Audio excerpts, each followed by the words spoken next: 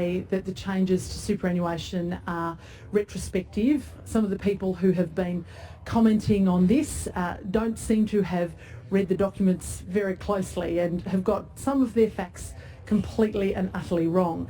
96% of Australians are unaffected by our superannuation changes or are better off.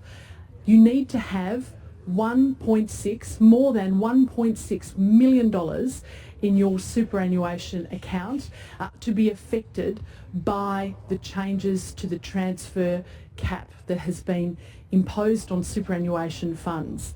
You also need to have contributed more than $500,000 non-concessionally to be affected, although we are grandfathering those people who have made more than that contribution on the non-concessional lifetime cap from budget night. So these changes are not retrospective, they are all prospective. They either apply from budget night or from the 1st of July 2017. That makes them prospective changes, and they're all about changing the superannuation system to make it more flexible so that, for instance, people who have had interrupted work patterns, it might be women caring for children or caring for loved ones, will be able to now, under our changes, make catch-up contributions to their superannuation going forward as a result of our changes, as well as people on lower incomes who will also pay less tax or the equivalent tax as a result of our changes. But if the cap on contributions is backdated to 2007, isn't that the logical assumption?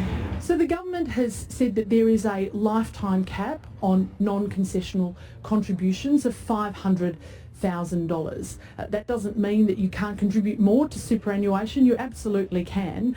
But what we're saying is that you have a lifetime after-tax contributions cap of $500,000.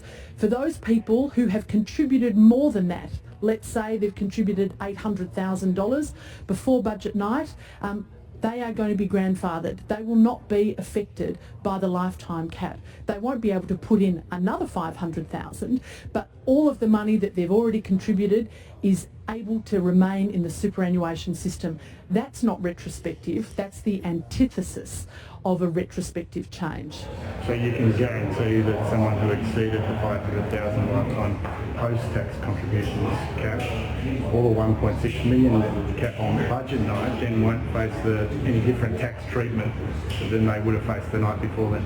So those people who have contributed more than $500,000 non-concessionally will be able to keep their money in the superannuation system, and they do not face any penalty for doing that because they are grandfathered. The money that they have contributed remains in the superannuation system. And those people who are lucky enough to have more than $1.6 million in their superannuation system, we have a transfer balance cap of $1.6 million that will apply from the 1st of July.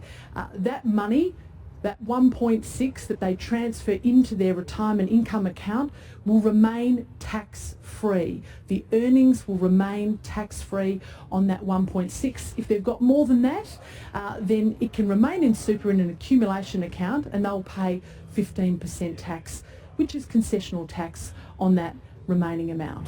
And just finally, are you confident the economic parameters in the budget will be identical to those that will be released by Treasury in the pre-election fiscal outlook? Well, I think that everyone will know soon enough what Treasury have to say in their PFO statement, and I won't make any statements about what it is that they're going to release. I will leave it most definitely to them. But you'd want to be confident that your figures stack up? Well, I'm very confident in the figures that we have put there in the budget, and I'll leave it to Treasury to make statements about the numbers that they themselves will release. Yes, so that final question there, or a couple of questions, relates to a kind of mini budget statement that officials from Treasury are bound by law to publish about 10 days, or within the first 10 days of the election campaign. So people starting to wonder here how much the bottom line numbers around deficits, etc., will match up against the budget, which after all we received only 8 days ago, and so much has happened since then. Now, Andrew Gagan, that was